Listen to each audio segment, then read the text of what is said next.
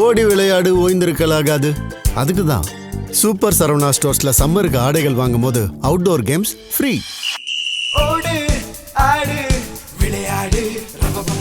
Super Saravana Stores summer கோடையை கொண்டாடலாம்.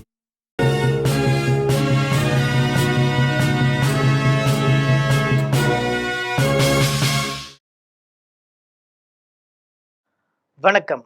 GeM செய்திகளுக்காக நான் அரசு. இந்திய நேரப்படி காலை 8:30 மணி செய்திகள். முதலில் ஜெம் தலைப்புச் செய்திகளை காணலாம். மேற்கு வங்கத்தில் பாஜக ஆட்சிக்கு வந்தால் அங்கு குண்டர் ராஜ்யம் முடிவுக்கு வரும். மத்திய உள்துறை அமைச்சர் அமித்ஷா அறிவிப்பு. டெல்லியில் இந்தியா நியூசிலாந்து இடையிலான தடையற்ற வர்த்தக ஒப்பந்தம். இந்தியாவிலிருந்து நியூசிலாந்திற்கு ஏற்றுமதி செய்யப்படும் பொருட்களுக்கு 100% வரி விலக்கு கிடைக்கும் என உறுதி. மேற்கு வங்க மாநிலத்தின் 142 தொகுதிகளுக்கான 2ஆம் கட்ட தேர்தல் பிரச்சாரம் இன்றுடன் முடிவடைகிறது. பதற்றமான பகுதிகளில் பாதுகாப்பு படை வீரர்களின் ரோந்து பணியை தீவிரப்படுத்திய தேர்தல் ஆணையம். 2ஆம் கட்ட பேச்சுவார்த்தை நடத்த வேண்டுமெனில் அமெரிக்கா தனது தடைகளை விலக்கிக் கொள்ள வேண்டும். ஈரான் அதிபர் பெஷேஷ்கியன் நிபந்தனை. IPL 20 ஓவர் கிரிக்கெட் தொடரின் 38வது போட்டி. லக்னோவை சூப்பர் ஓவரில் வீழ்த்தி கொல்கத்தா அணி வெற்றி. இனி விரிவான செய்திகளை காணலாம். மேற்கு வங்கத்தில் பாஜக ஆட்சிக்கு வந்தால் அங்கு குண்டர் ராஜ்யம் முடிவுக்கு வரும் என்றும் மத்திய உள்துறை அமைச்சர் அமித்ஷா தெரிவித்துள்ளார். மேற்கு வங்க மாநிலம் டெகட்டாவில் தேர்தல் பிரச்சார கூட்டத்தில் மத்திய உள்துறை அமைச்சர் அமித்ஷா கலந்து கொண்டு பேசினார்.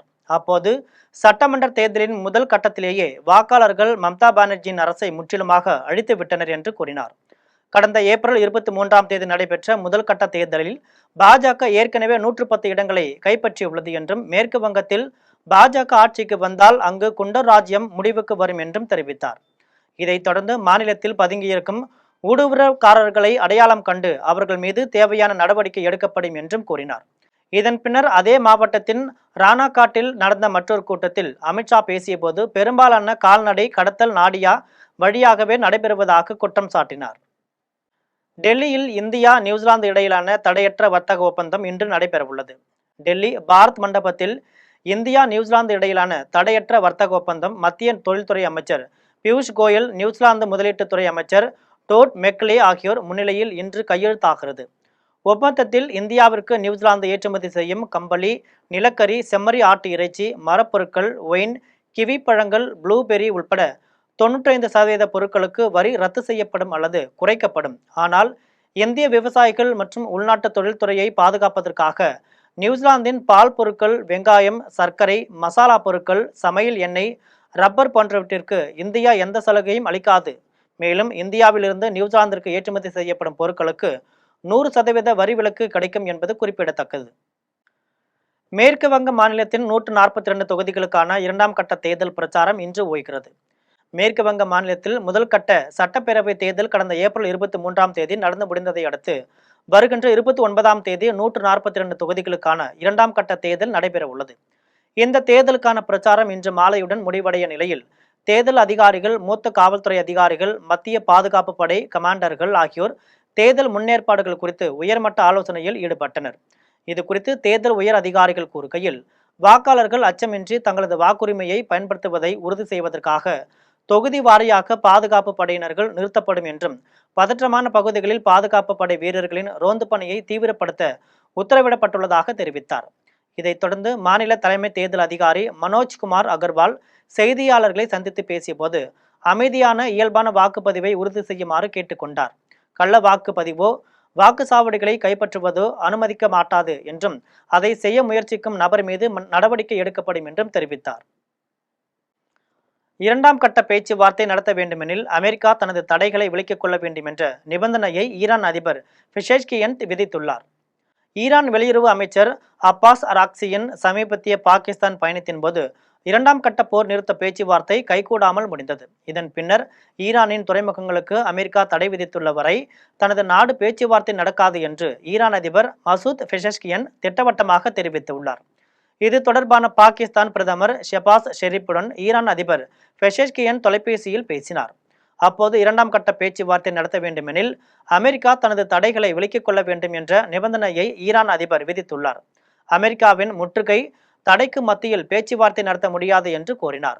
இதைத் தொடர்ந்து அமெரிக்க அதிபர் வெள்ளை மாளிகையில் செய்தியாளர்களை சந்தித்து பேசிய போது அமெரிக்கா உயர்மட்ட தூதர்களின் ஈரான் பயணத்தை கடைசி நிமிடத்தில் ரத்து செய்த அதிபர் ட்ரம்ப் ஈரான் விரும்பும் எந்த நேரத்திலும் தங்களை அழைக்கலாம் என்று கூறியுள்ளார். அதாவது இனி பேச்சுவார்த்தையை நடத்துவது ஈரானின் கைகளில் உள்ளது என அமெரிக்க அதிபர் ட்ரம்ப் சூசகமாக தெரிவித்துள்ளார்.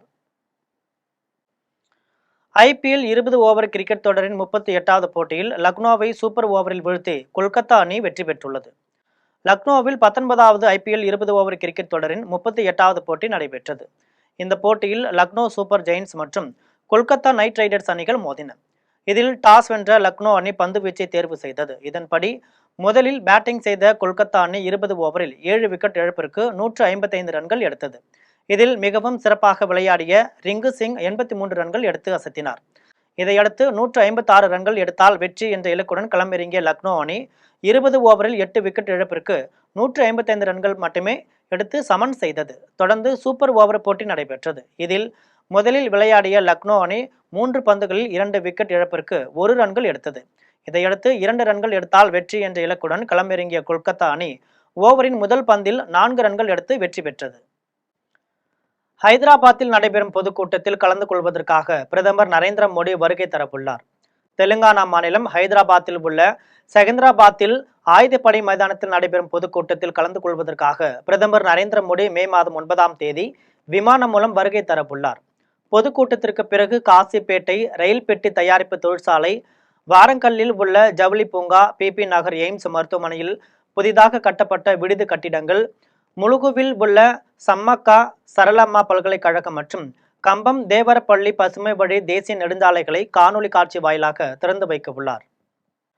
பிரதமர் மோடி எப்போதும் பெண்களின் நலனுக்காகவே உழைத்து வருகிறார் என்று ராஜஸ்தான் முதலமைச்சர் பஜன்லால் சர்மா தெரிவித்துள்ளார். ராஜஸ்தான் மாநிலம் ஜெய்ப்பூரில் அம்மாநில முதலமைச்சர் பஜன்லால் சர்மா மங்கி பாத் நிகழ்ச்சி குறித்து பேசினார். அப்போது 33% மகளிர் இடஒதுக்கீடு மசோதாவை கொண்டு வர நமது பிரதமர் எத்தனை ஆர்வத்துடன் விரும்பினார் என்பதை நீங்கள் அனைவரும் அறிவீர்கள் என்றார். காங்கிரஸ் கட்சியும் அதன் கூட்டணி கட்சிகளும் அதற்கு எதிராக செயல்பட்டன. பெண்களுக்கு உரிய உரிமைகளை வழங்க விரும்புவதாக பிரதமர் மோடி தெரிவித்தார். ஆனால் காங்கிரஸ் கட்சியும் அதன் கூட்டணியும் அதை விரும்பவில்லை. அதன் விளைவாகவே அவர்கள் அந்த மசோதாவிற்கு ஆதரவளிக்கவில்லை என்றும் பிரதமர் மோடி எப்போதும் பெண்களின் நலனுக்காகவே உழைத்து வருகிறார் என்றும் கூறினார். கொடைக்கானல் நட்சத்திர ஏரியில் மாலை வேளையில் அமைச்சர் சேகர் பாபு தனது மனைவியுடன் படகு சவாரி செய்து மகிழ்ந்தார். திண்டுக்கல் மாவட்டம் கொடைக்கானலில் ஓய்வு எடுப்பதற்காக தமிழக முதல்வர் மு.க. ஸ்டாலின் அவரது குடும்பத்துடன் வந்த நிலையில் தமிழக காங்கிரஸ் தலைவர் செல்வ பெருந்தகையும் தனது குடும்பத்தினரோடு எரிச்சலையில் உள்ள நட்சத்திர தங்கும் விடுதியில் தங்கியுள்ளார்.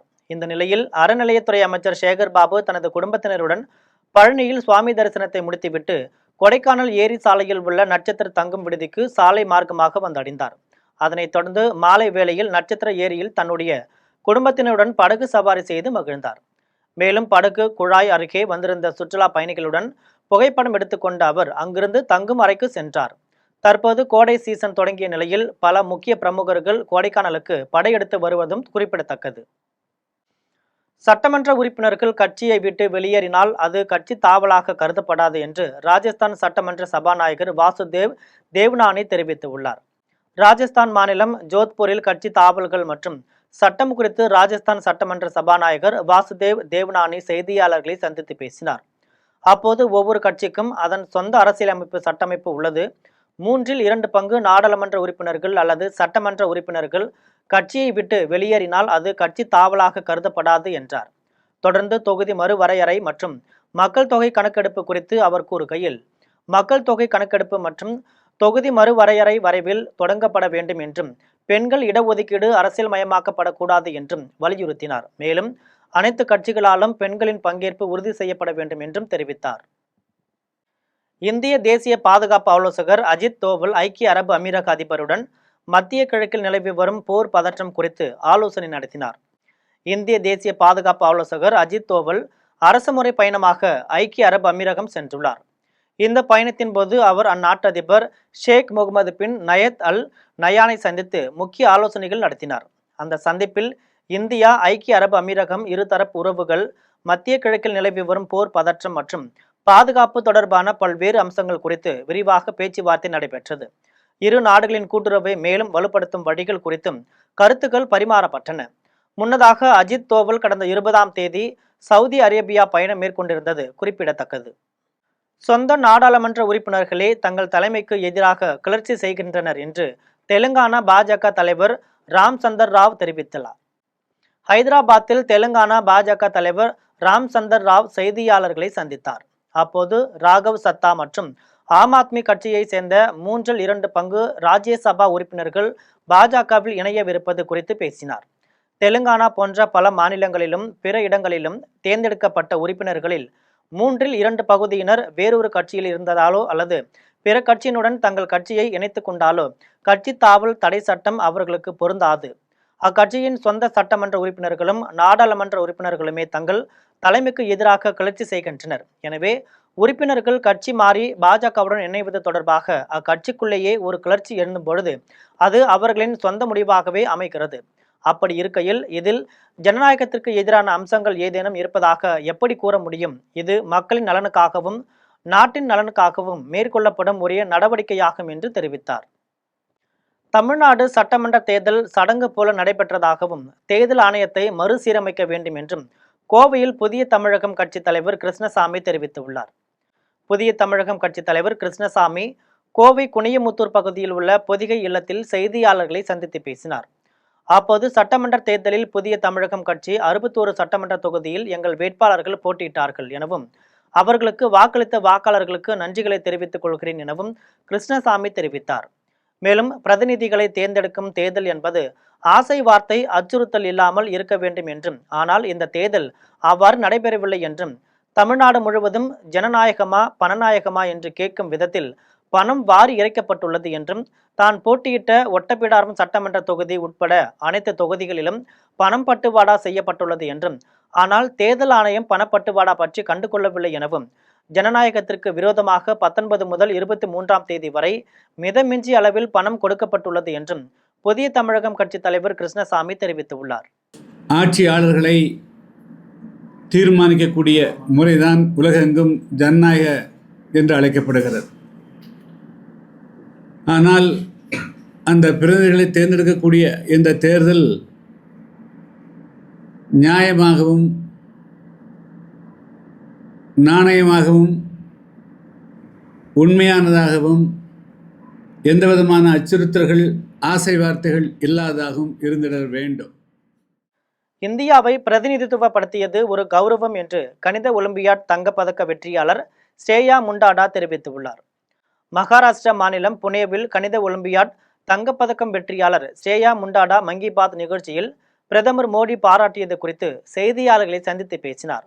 அப்போது பிரதமர் மோடி தனது மன் கி பாத் நிகழ்ச்சியில் எனது சாதனையை குறிப்பிட்டது எனக்கு மிகுந்த மகிழ்ச்சியை அளித்தது.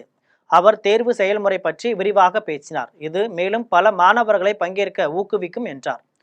கணித கணக்குகள் தனித்துவமானவை மற்றும் மனப்பாடம் செய்வதை விடுத்து ஆழ்ந்த கருத்தியல் புரிதலை கோருகின்றன. இதற்கான தயாரிப்பில் அதிகாரப்பூர்வ பயிற்சி, பிராந்திய முகாம்கள் மற்றும் ஆன்லைன் கணித கழகம், சோஃபி ஃபெலோஷிப் போன்ற மாணவர்களால் நடத்தப்படும் சமூகங்களின் ஆதரவும் அடங்கியிருந்தன. இந்தியாவை பிரதிநிதித்துவப்படுத்தியது ஒரு கௌரவம் என்று தெரிவித்தார். பழனியில் நடைபெற்ற யோகா மருத்துவ முகாமில் நோய்களை குணமாக்குவது குறித்து நிபுணர்கள் ஆலோசனைகள் வழங்கினர். திண்டுக்கல் மாவட்டம் பழனியில் சிவாலய யோகா மையம் சார்பில் யோகா மருத்துவ முகாம் நடைபெற்றது. முகாமில் கல்லீரல், கொழுப்பு படிதல், கல் அடைப்பு, முதுகு வலி, மூச்சு விடுதலில் சிரமம் உள்ளிட்ட பிரச்சனைகளுக்கு யோகா பயிற்சியின் மூலம் தீர்வு காண்பது எப்படி என்பது குறித்து நிபுணர்கள் ஆலோசனை மற்றும் விளக்கம் அளித்தனர். முகாமில் கலந்து கொண்டவர்களுக்கு சூரிய நமஸ்காரம், புஜகாசனம், மூச்சு பயிற்சி, திரிவாசல், திரிகூர் ஆசனம், பஜ்ஜி மோதாசனம் உள்ளிட்ட ஆசனங்களுக்கு பயிற்சி அளிக்கப்பட்டது. தினமும் 10 நிமிடம் யோகாசனம் செய்வதால் நோய் இல்லாமல் வாழலாம் என முகாமில் கலந்து கொண்டவர்களுக்கு அறிவுரைகளும் ஆலோசனைகளும் வழங்கப்பட்டது. மேலும் உணவு பழக்க வழக்கத்தால் உடலில் ஏற்படக்கூடிய நோய்களுக்கு சித்த மருத்துவம் மூலம் எளிய முறையில் தீர்வு காண்பது குறித்தும் ஆலோசனைகள் வழங்கப்பட்டது. நிகழ்ச்சியில் குழந்தைகள் முதல் பெரியவர்கள் வரை கலந்து கொண்டு யோகா பயிற்சி செய்தனர். தாராபுரத்தில் சிக்னலை மீறி சென்றதால் விபத்து ஏற்பட்ட சம்பவம் அப்பகுதியில் பெரும் சோகத்தை ஏற்படுத்தியுள்ளது. திருப்பூர் மாவட்டம் தாராபுரம் நேதாஜி தெருப்பகுதியை சேர்ந்த சூர்யா தாராபுரம் அலங்கியம் சிக்னல் அருகில் உள்ள தனியார் கார் ஷோரூமில் பணியாற்றி வந்தார். உணவு இடைவெளிக்காக வீட்டிற்கு செல்லும் போது அலங்கியம் தாராபுரம் சாலையில் உள்ள சிக்னலை கடக்க முயன்றார். அப்போது திருப்பூரில் இருந்து ஒட்டன்சத்திரம் நோக்கி வந்த லாரி சிக்னலில் சிவப்பு விளக்கு இருந்த புறக்கணித்து அதிவேகமாக சென்றதாக கூறப்படுகிறது. அந்த லாரி சூர்யா சென்ற இருசக்கர வாகனத்தின் மீது மோதியதில் பலத்த காயமடைந்த சூர்யா தாராபுரம் அரசு மருத்துவமனைக்கு கொண்டு செல்லப்பட்டார்.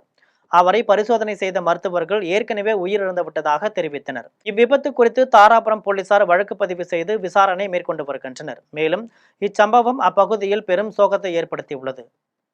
தென்காசியில் தம்பிக்காக அண்ணன் உறவினரை உயிர் மாய்க்க செய்த சம்பவம் அப்பகுதியில் பெரும் பரபரப்பை ஏற்படுத்தியுள்ளது. தென்காசி மாவட்டம் ஊத்துமலை மறவர் காலனியை சேர்ந்தவர் ஜோசப். இவரது இரண்டாவது மகள் ஆல்வின் அரசு கல்லூரியில் பிகாம் 3ஆம் ஆண்டு படித்து வருகிறார். இந்த நிலையில் ஜோசப் தனது தோட்டத்திற்கு தண்ணீர் பாய்ச்ச சென்றவர் வீடு திரும்பவில்லை. பின்னர் ஆல்வின் தனது தந்தையை காணவில்லை என கிணற்றுக்கு தேடி சென்று பார்த்தபோது அவர் வெட்டு காயங்களுடன் இறந்து கிடந்தார். இதனை பார்த்த ஆல்வின் அலறல் சத்தம் கேட்டு அருகில் உள்ள கிணற்றில் வேலை பார்த்து கொண்டிருந்த விவசாயிகள் சம்பவ இடத்திற்கு வந்து பார்த்துவிட்டு ஊத்துமலை காவல் நிலையத்திற்கு தகவல் கொடுத்துள்ளனர். சம்பவ இடத்திற்கு விரைந்து வந்த போலீசாரின் முதற்கட்ட விசாரணையில் இறந்தவரின் இரண்டாவது மகளான ஆல்வின் என்பவரை அதே ஊரை சேர்ந்த உறவினரான அருணாச்சலம் மகன் மதன் என்பவர் காதலித்து வந்ததாக தெரிகிறது. இதை தெரிந்த ஆல்வின் தந்தை ஜோசப் மகளுக்கு வேறு திருமணம் செய்ய மாப்பிள்ளை பார்த்து வந்துள்ளார். இதனை அறிந்த மதன் தனக்கு ஆல்வினை திருமணம் செய்து கொடுக்க மாட்டார் என நினைத்து பூச்சிக்கொல்லி மருந்தை குடித்து தன்னை உயிர் மாய்க்கம் செய்து கொண்டார். மதன் இறந்ததை அடுத்து மதனின் அண்ணன் மகேஷ் தம்பி இறந்ததற்கு ஜோசப் தான் காரணம் என்று ஜோசப்பை வீட்டில் பிரச்சனை செய்துள்ளார்.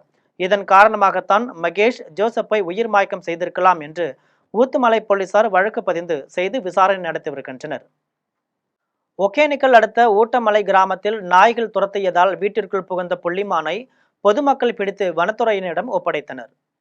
கோடை வெயில் தொடங்கியதால் வனப்பகுதியில் உள்ள மரம், செடி, கொடிகள் காய்ந்து காணப்படுகிறது. இந்த நிலையில் வனப்பகுதியில் உள்ள மான்கள் உணவிற்காகவும் தண்ணீருக்காகவும் தினந்தோறும் வனப்பகுதியிலிருந்து வெளியேறி குடியிருப்பு பகுதிகளுக்குள் நுழைகின்றன. அவ்வாறு வரும் வன மான்களை கிராமப்புற பகுதியில் உள்ள தெருநாய்கள் துரத்தி கடிப்பதால் வன உயிரினங்கள் உயிர் இழக்கின்றன. இந்நிலையில் வனப்பகுதியிலிருந்து வெளியேறிய பெண் புள்ளிமான் ஒகேனக்கல் அடுத்த ஊட்டமலை கிராமத்தில் சுற்றித் திரிந்த போது அப்பகுதியில் இருந்த தெரு நாய்கள் துரத்தியதால் தெரு நாய்களுக்கு பயந்த புள்ளிமான் அருகிலிருந்த வீட்டில் புகுந்தது. உடனடியாக வீட்டின் உரிமையாளர் ஒகேனக்கல் வனத்துறையினருக்கு தகவல் அளித்ததன் பேரில் ஒகேனக்கல் வனத்துறையினர் சம்பவ இடத்திற்கு சென்று புள்ளிமானை பத்திரமாக மீட்டு புள்ளிமானுக்கு முதல் உதவி செய்தனர். இதன் பின்னர் ஆலம்பாடி காப்புக்காடு வனப்பகுதியில் மானை பத்திரமாக விட்டனர். கோடை விடுமுறை என்பதால் ஒகேனக்கல் சுற்றுலா தலத்தில் குவிந்த சுற்றுலா பயணிகள் பரிசல் சவாரி செய்தும் அருவிகளில் குளித்தும் மகிழ்ந்தனர். பள்ளி கல்லூரிகளுக்கு இறுதி தேர்வு முடிந்து கோடை விடுமுறை விடப்பட்டுள்ளதால் ஒகேனக்கல் சுற்றுலா தலத்தில் சுற்றுலா பயணிகள் குவிந்துள்ளனர். இங்கு வந்த சுற்றுலா பயணிகள் பரிசல் சவாரி செய்து இயற்கையாக கொட்டும் அருவிகளை கண்டு ரசிக்கின்றனர். அதன் பின்னர் ஆயில் மசாஜ் செய்து கொள்ளும் குடும்பத்தினர் அருவி மற்றும் ஆற்று பகுதிகளில் குளித்து மகிழ்ந்தனர்.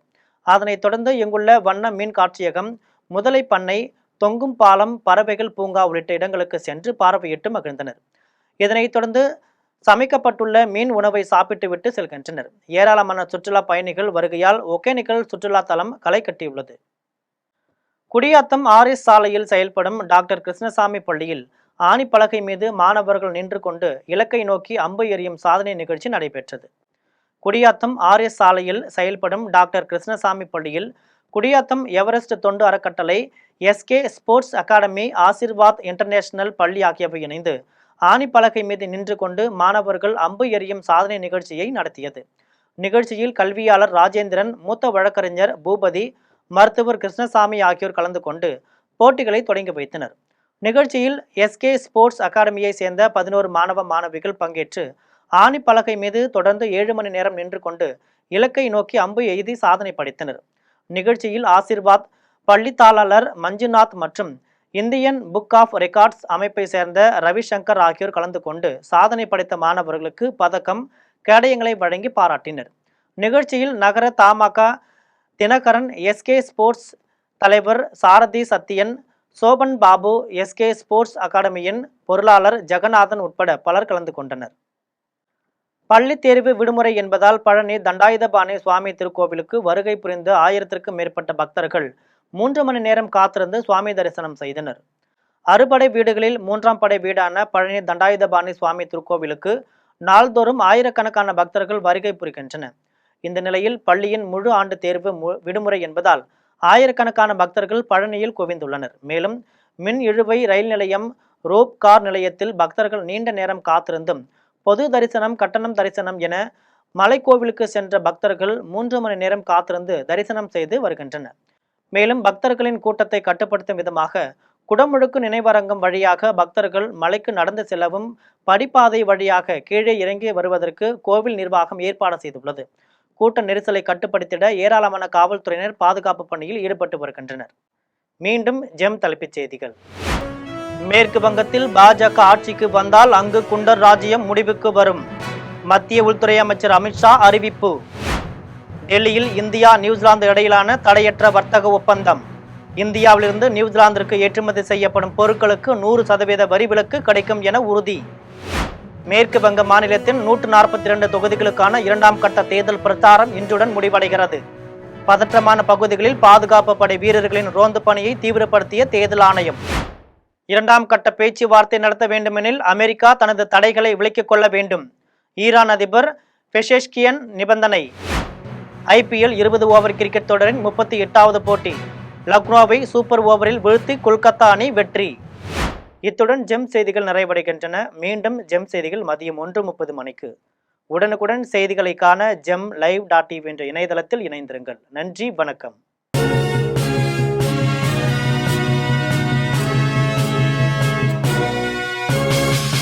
ஓடி விளையாடு, ஓய்ந்திருக்கலாகாது.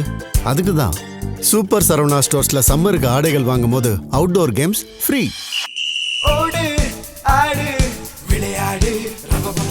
சூப்பர் சரவணா ஸ்டோர்ஸ் சம்மர் கோடையை கொண்டாடலாம்.